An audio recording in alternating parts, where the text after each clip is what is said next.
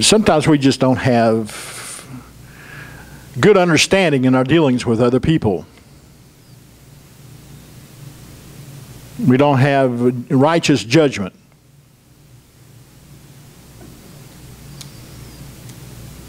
Some things people are just simply not ready to receive yet.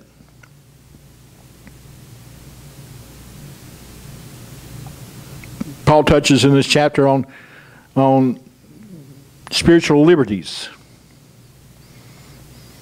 He talks about faith, by which guides us through our lives, by which dictates what we do and don't do. Verse 3 again, he says, let not him that eats despise him that eats not, and let not him which eats not judge him that eats, for God has received him. And again in verse 5, one man esteems one day above another, another esteems every day alike. Let every man be fully persuaded in his own mind. Be fully persuaded in your faith and what you believe. Comes a point in our Christian walk when we have to make decisions where we settle things finally. Speaking with Brother Amos on the phone there yesterday and talking about people who lean too far into grace to come to the point where we believe they could do anything without any consequences.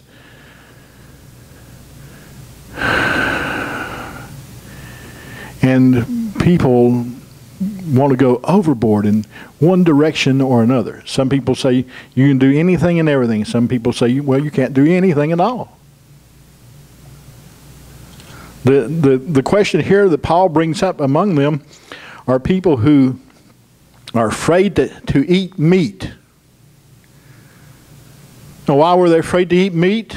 Well, for one thing, a lot of it was left over from the temple sacrifice, pagan temple sacrifices, and they sold it again in what they called the shambles, or the meat market. And when you went to the meat market, you didn't know if this was left over from a sacrifice to an idol god or not.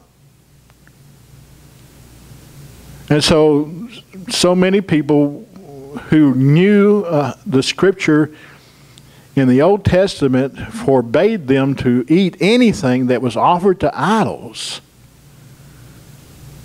But they missed the point. Really, it wasn't that there's anything wrong with what you're eating. It's why you're eating it.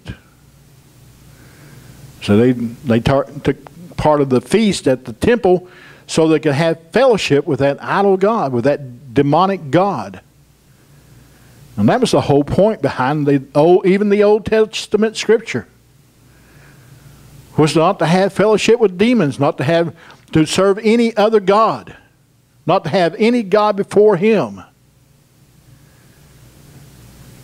And so some decided to be on the safe side.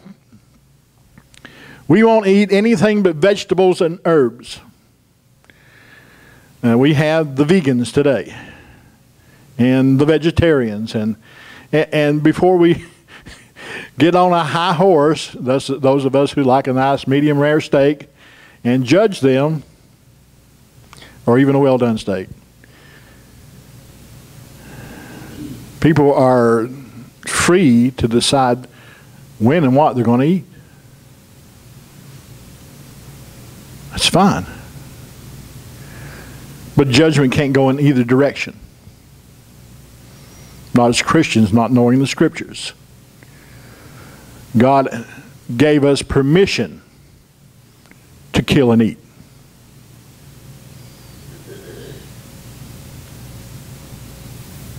To use the animal kingdom as resources for survival.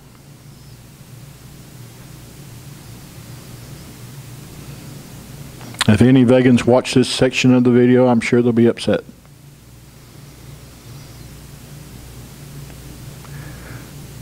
But that's the truth of the Scripture. That it was creating problems within the church.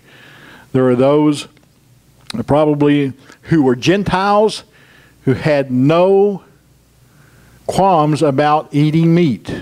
It was part of their diet always. And so they I'm not so much certain that they were all walking in faith concerning this thing as they were in familiarity. It had never been a taboo for them.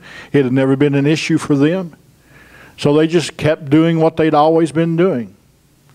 Some of them, I'm sure, Paul mentions it, because Paul does mention it, were walking in greater faith, having come to an understanding of things like dietary laws that were contained in the Old Testament and other things that they were dealing with at that time, like the days.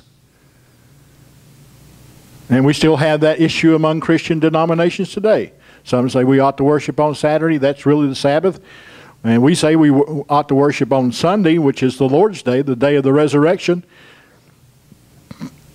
And some people, hopefully most people, worship every day. Every day's alike. Every day is a day that the Lord has made, and we will rejoice and be glad in it. Every day.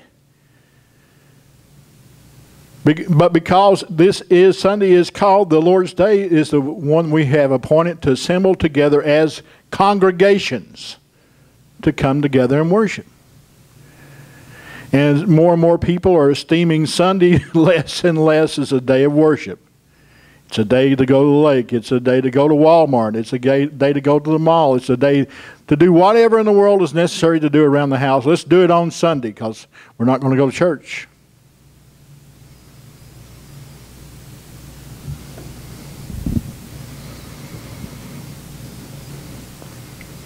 But all that, because there is a difference. There's always going to be a difference in the way people see things.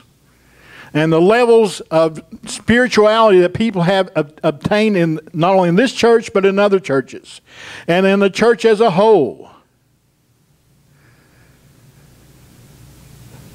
If they're not wise, if they're not careful, they'll end up judging one another.